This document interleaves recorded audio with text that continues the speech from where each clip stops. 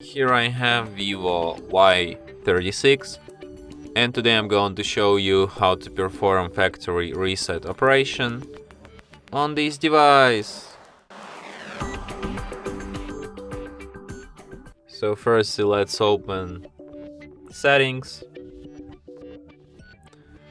then you should go to the system section and go to reset options. Select the last option, erase all data, factory reset, then tap erase all data, and then once again, and after that device will be restarted in about a minute or something.